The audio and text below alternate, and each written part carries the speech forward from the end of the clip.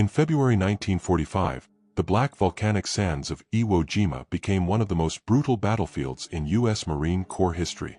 Amid the chaos of the invasion, several small reconnaissance patrols vanished without a trace along the jagged slopes of Mount Suribachi. Their disappearance would remain one of the few unsolved mysteries in a campaign otherwise chronicled down to the minute. The operation began on February 19th. Under the thunder of naval guns and the constant hum of carrier aircraft overhead, the 5th Marine Division landed on the island's southwestern beaches.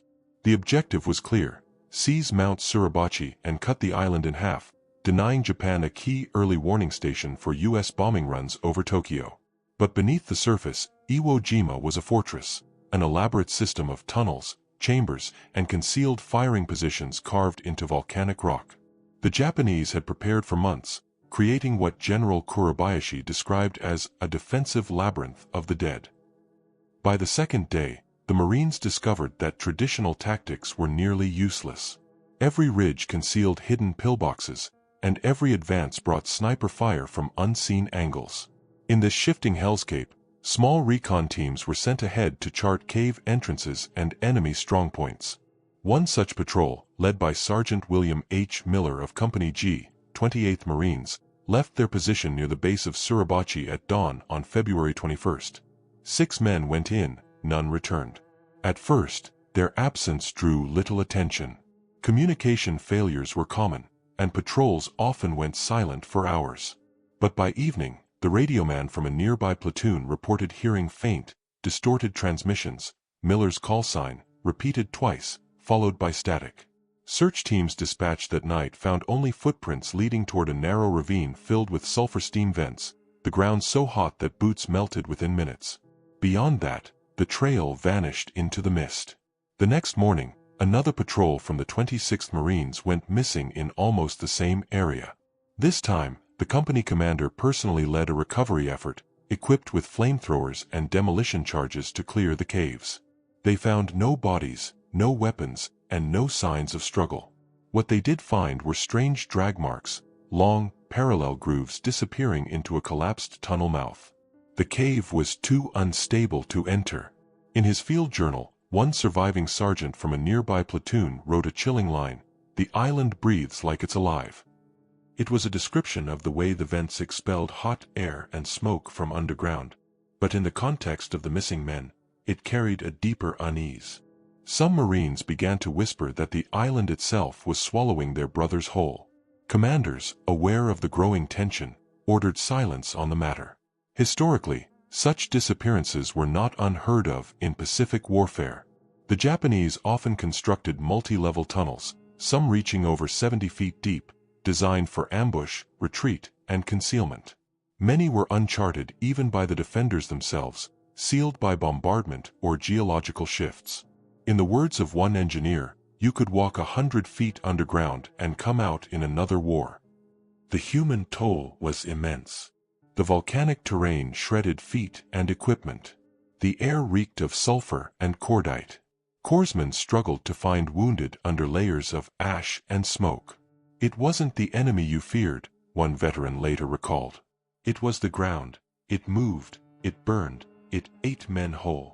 That sense of the earth itself being the adversary became part of Iwo Jima's psychological warfare. Decades later, historians analyzing after-action reports noted that the coordinates of the vanished patrols aligned with a section of tunnels marked incomplete on captured Japanese blueprints. It suggested the Marines may have entered unfinished shafts weakened by artillery fire, which could have collapsed behind them. But no excavations in the post-war years ever confirmed this theory. There is a lesson buried in these events, one about the limits of human control amid nature and war. Despite overwhelming firepower and planning, the U.S. Marines faced an invisible enemy: the terrain itself.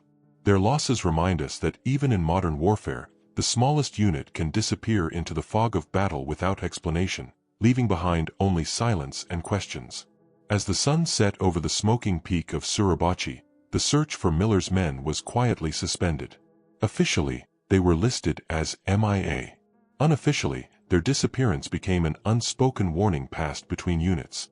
Don't stray too far from the line, and don't trust the ground beneath your boots.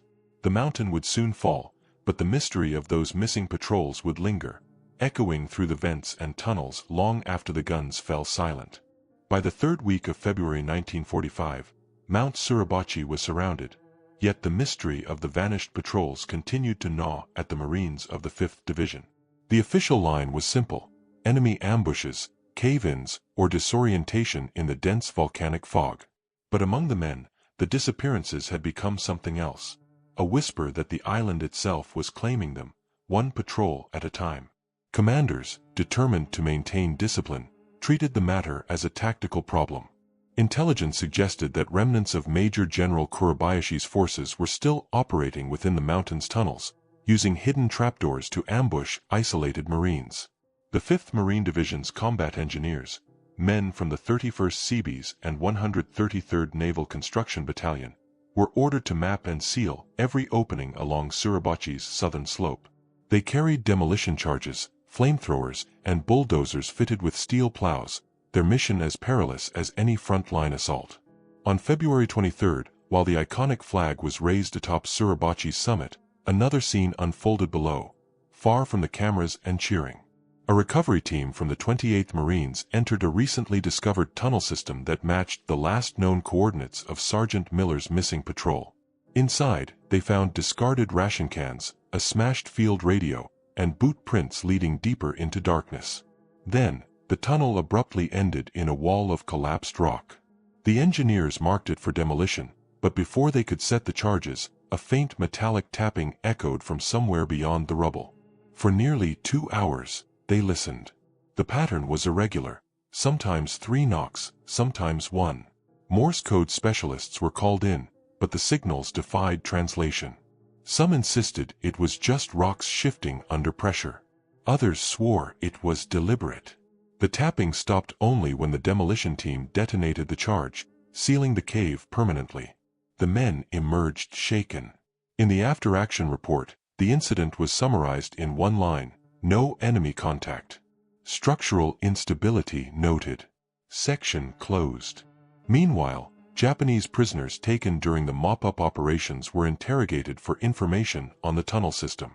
One engineer, Sergeant Kenji Watanabe, described an unfinished network beneath Suribachi, tunnels that collapsed when the Americans' naval bombardment hit. Many soldiers were buried alive, he said through an interpreter. Some tunnels go nowhere. They are like graves. When asked if he believed the missing Marines could have wandered into those sections, he simply bowed his head and replied, "Then they are still there." Frontline diaries captured the tension of those days. Corporal James Donnelly of Fox Company wrote, "We dig, we burn, we blast. But every time we close one hole, another opens. The mountain is hollow, and it's listening." These first-hand accounts, long ignored in official histories, paint a portrait of soldiers caught between tactical necessity and creeping dread. Despite exhaustive searches, no trace of the missing men was recovered. Their names were quietly moved to the growing list of the island's missing, 42 in total by the end of the battle. The practical explanation favored by command was simple: cave-ins and disorientation. But for the men who heard those faint knocks beneath the rock, the truth was harder to accept.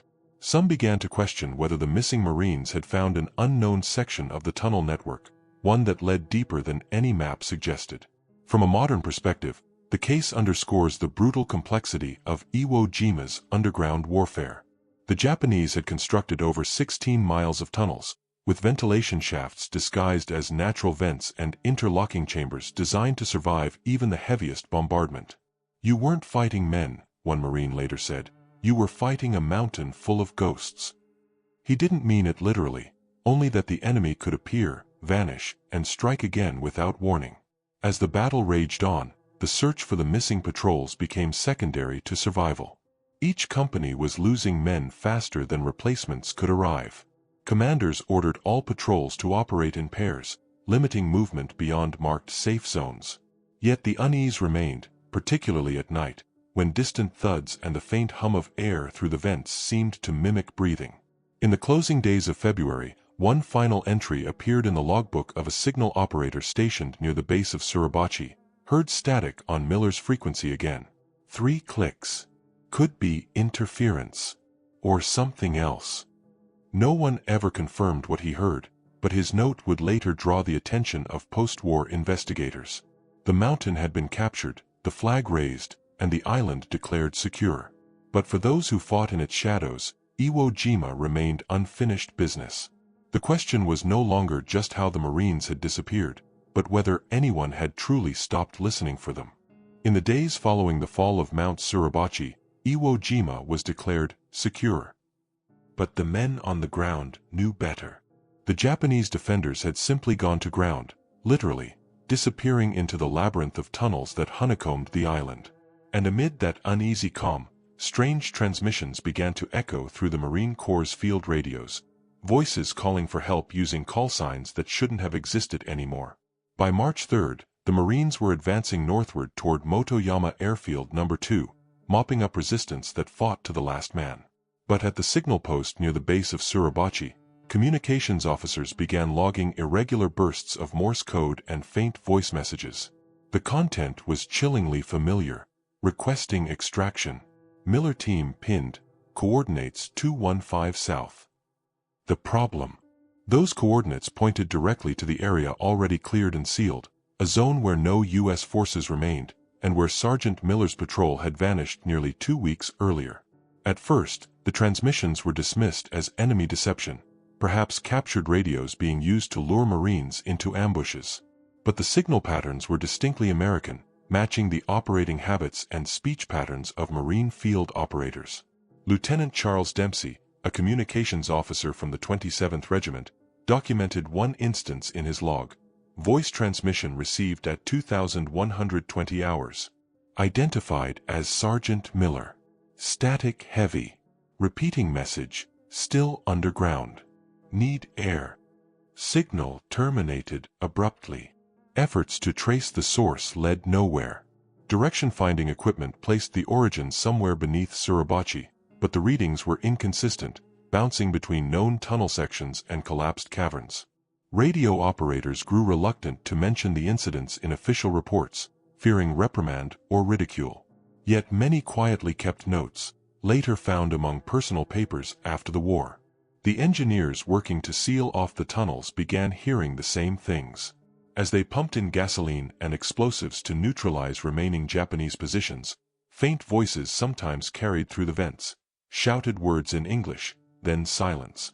Sergeant Harold Kemp, a demolition specialist, described one such moment in a 1952 interview. You'd hear something like someone yelling orders, real quick. Then a muffled boom. You tell yourself it's echo. But it wasn't always. Japanese prisoners later confirmed that several tunnel sections contained confiscated U.S. radios. But according to their records, those devices had been destroyed during bombardments.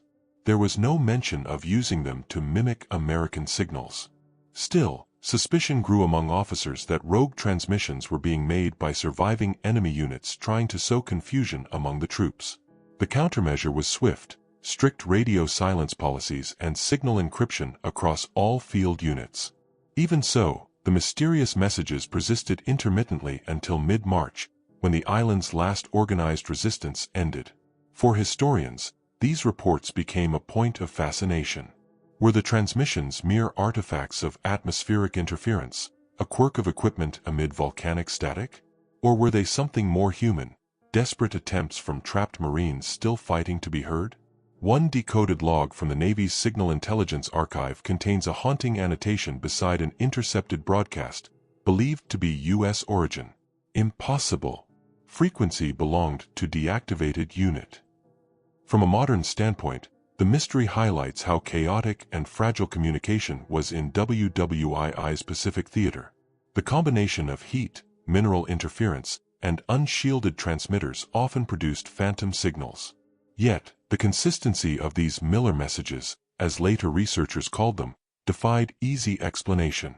The frequency was uniquely Marine, its format unmistakably familiar to the 5th Division's operators. As the battle drew to a bloody close, the Marines' focus shifted northward. But in the ruins of their field posts, a few men couldn't shake what they'd heard. Corporal Donnelly, the same Marine who had written of the Listening Mountain, recorded a final entry before being wounded and evacuated. Heard them again tonight. 3 clicks. Then the word, move. We're not alone down here. In later decades, when those notes surfaced in archives, they reignited public curiosity about the vanished patrols. The question wasn't just about the missing anymore. It was about whether someone, somewhere, had heard their final attempt to reach the surface. The tunnels had gone silent, but the recorders had not. What those machines captured in the final days of Iwo Jima would become the subject of classified investigation for years to come. The guns of Iwo Jima finally fell silent on March 26, 1945. The island, now a barren wasteland of black ash and broken steel, was declared secure. Yet in the shadow of victory, unanswered questions lingered.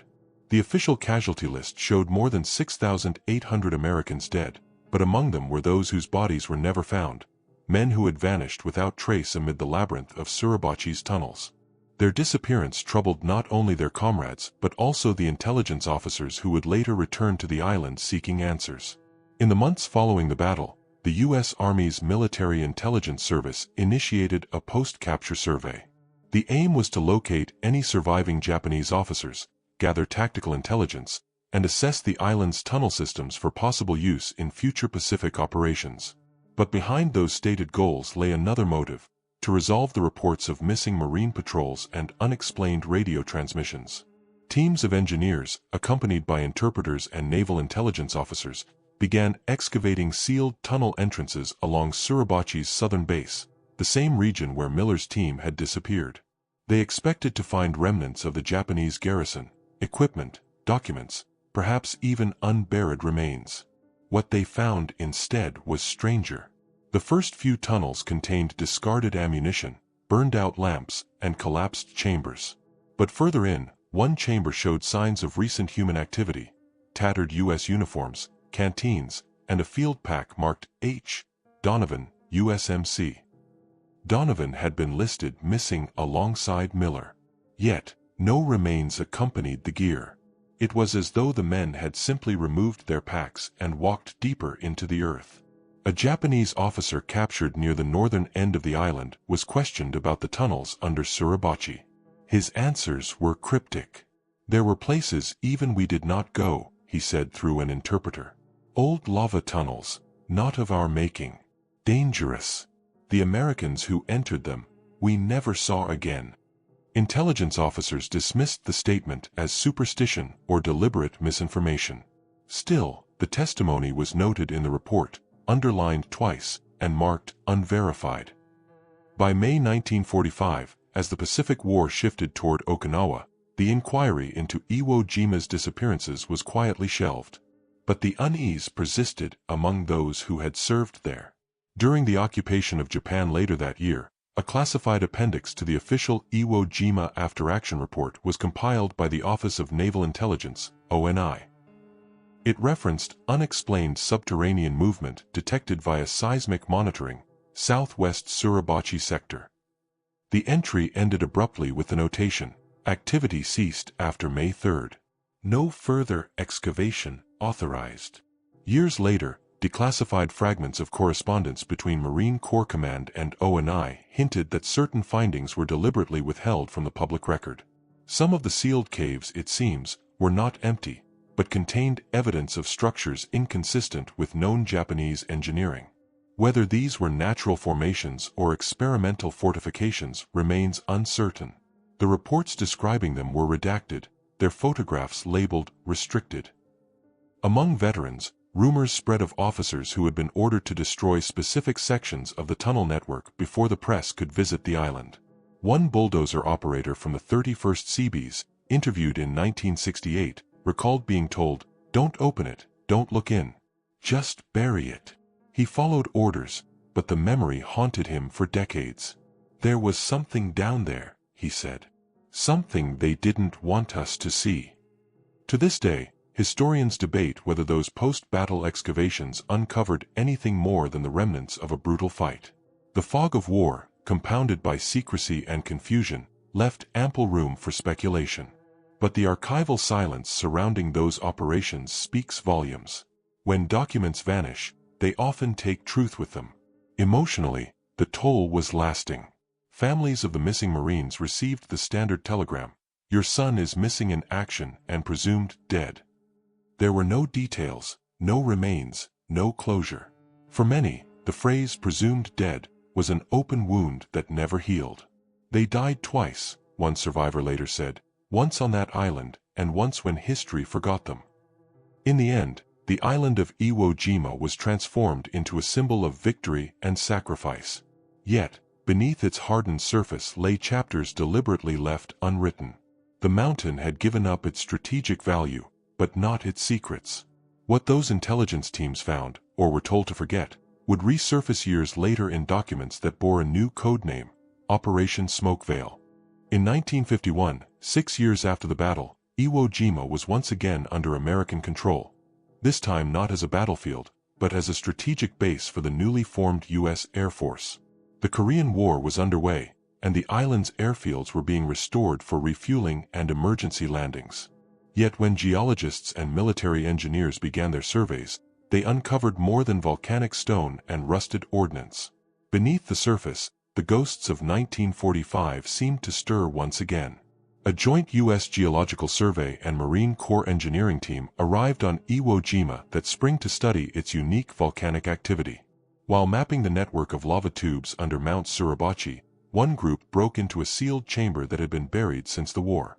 Inside were collapsed timbers, corroded canteens, and fragments of equipment unmistakably marked USMC. Even more striking, a rusted field radio, its serial number matching the model used by the 5th Marine Division, lay half buried in ash.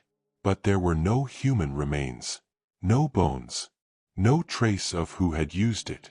The discovery caused a quiet stir within the engineering detachment. The site corresponded closely to the last recorded location of Sergeant Miller's lost patrol. Yet the configuration of the chamber didn't match Japanese tunnel blueprints. It was too large, too uniform, and extended far deeper than expected. Seismic readings suggested additional hollow spaces below, but orders soon arrived from Tokyo Command. Seal the find and classify all data under restricted military geology. The reason was not explained. That same year, Marine Corps Headquarters requested updated records of missing personnel from the Iwo Jima campaign. Curiously, several names, including Miller and 2 others from his patrol, were marked as administratively closed, reassigned pending further verification. The phrasing was unusual. Some historians later speculated that it implied temporary reclassification, perhaps connected to early Cold War intelligence programs. The early 1950s saw the birth of numerous clandestine operations across the Pacific, many involving veterans with specialized skills in demolition, reconnaissance, and radio work, the very expertise Miller's men possessed. Among declassified fragments found decades later in the National Archives, one memo stands out. Dated November 1951, it reads, "Recovered items consistent with USMC origin. No remains located. Recommend no public disclosure pending confirmation of connection to Smoke Veil assets." It was the first official reference to what would later be known as Operation Smoke Veil, a name that would surface repeatedly in intelligence files relating to covert communications research and deep Earth surveillance testing conducted during the early Cold War. For those who fought at Iwo Jima, such theories seemed far-fetched. Yet some veterans remembered being questioned years after the war by naval officers about radio anomalies and underground acoustic activity. Corporal James Donnelly, whose wartime diary had described the listening mountain, was interviewed twice in 1952 by men claiming to be from the Office of Naval Research. He was asked whether he recalled any odd transmissions during the battle. His reply was simple: "We heard them, yes. But we never found out who was talking." Modern historians remain divided. Some believe the 1951 discovery was purely geological, a byproduct of the island's volatile nature. The extreme heat and chemical reactions in the rock could easily erase human remains within a few years. Others suspect that the missing Marines may have stumbled upon something the military later sought to conceal, whether experimental equipment, captured intelligence, or even post-war testing sites established under classified directives. For the families of the missing, the reopening of the case brought renewed pain. The Marine Corps quietly informed next of kin that the matter was under administrative review. No remains were returned. No graves were marked. The only tangible proof of their son's presence on that island was a rusted field radio and a handful of dog tags retrieved from volcanic ash. Looking back, the events of 1951 reflect a familiar tension in wartime history: the line between discovery and discretion. When new information threatens the official narrative of victory, it often vanishes into classified archives. What little surfaced from that excavation hinted at a truth that lay deeper than any tunnel. One buried not by ash, but by bureaucracy. As the decade advanced and the Cold War deepened, the name Smoke Veil would appear again, this time not in connection with geology or missing Marines, but with something far more secret: coded communications tests conducted in the Pacific under the authority of the U.S. Navy. And for those who remembered the strange signals from Iwo Jima, that connection would raise a haunting question. Had those lost voices really been silenced in 1945, or had they simply gone off the record? By the late 1960s, Iwo Jima had become a solemn monument, a windswept memorial to sacrifice and victory. But inside the archives of the U.S. Navy and Marine Corps, a different story continued to flicker in classified files marked Smoke Veil. It was here, in dusty redacted reports and declassified fragments, that the trail of the vanished patrols appeared once more, linking their wartime disappearance to a Cold War intelligence program hidden beneath layers of secrecy. Operation Smoke Veil, declassified in part in the late 1990s, was officially described as a post-war communications reliability study. Its purpose: to test the feasibility of transmitting secure radio and acoustic signals through subterranean or geologically shielded environments, an experiment designed to counter Soviet jamming during the early years of nuclear surveillance. The operation was said to have used historic battlegrounds with existing tunnel networks for field trials. One of those locations was Iwo Jima. The first reference appeared in a 1945 memorandum addressed to Admiral Chester Nimitz, weeks before the island's capture. The note authorized limited reconnaissance under the pretext of tunnel clearance to test field adaptability of subsurface signal transmission. In other words, even as Marines were fighting and dying on Iwo Jima's surface, a handful of specialists might have been conducting classified signal operations within its volcanic tunnels, operations that, according to the surviving paperwork, were never officially recorded. This revelation reframed the mystery of the missing patrols. Could Miller's team have been selected, knowingly or otherwise, to support one of these early covert field tests? Their expertise, radio operation, demolition, reconnaissance, matched precisely the personnel profiles used in early Smoke Veil rosters. And the unexplained transmissions, logged days after their disappearance, echoed the very frequencies later documented in the program's communications experiments. A declassified Navy signal log from March 1945 includes one cryptic annotation: unconfirmed reception, call sign G72, subterranean. Source believed friendly. Advise maintain silence. G72 was the designation for Miller's squad. The log was filed under research test material, not under combat communications. By the 1970s, Iwo Jima had been returned to Japan, but U.S. engineers continued to visit the island under joint geological research programs. One 1974 expedition recovered fragments of early radio hardware embedded in cooled lava near Suribachi's southern flank, equipment manufactured years before the 1951 excavation. The find was quietly shipped to Yokosuka Naval Base and never publicly catalogued. When questioned by journalists decades later, the Navy stated simply, "No relevant material recovered." For military historians, the disappearance of Miller's patrol remains one of the most perplexing cases of the Pacific War. The simplest explanation, that the men were trapped and entombed in the tunnels, fits the brutality of Iwo Jima's terrain. Yet, the persistence of unexplained signals, the classified post-war discoveries, and the coded references to Operation Smoke Veil point toward a deeper possibility: that the line between combat and covert experimentation was far thinner than history has recorded. One modern researcher, Dr. Elaine Chambers, a Cold War historian, summarized it best: "The mystery of Iwo Jima's missing patrols isn't about ghosts, it's about secrecy. Sometimes, the most haunting stories are the ones hidden by design."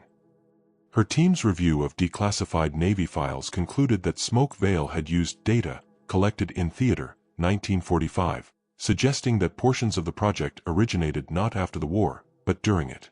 Today, standing on the quiet volcanic slopes of Iwo Jima, it's almost impossible to imagine the chaos, fear, and confusion that once consumed this island. Beneath the hardened rock, the tunnels still stretch for miles, collapsed, sealed, and forgotten. Somewhere down there, perhaps entombed beneath layers of ash and time, lie the traces of the men whose disappearance helped birth one of the Cold War's first secret communication programs. Their fate remains officially unresolved. No remains were ever recovered, and no definitive record of their final moments exists. Only the echo of their last transmissions, 3 clicks, then silence, lingers in the files and memories of those who heard them. For the families, for the veterans, and for history itself, the question endures: were they lost to war, or hidden by history? In the end, the story of the vanished U.S. patrols on Iwo Jima's volcanic slopes stands not just as a tale of mystery and sacrifice, but as a quiet testament to the price of secrecy. Beneath the layers of ash, wire, and classified ink lies a reminder that even in victory, some battles are never truly finished.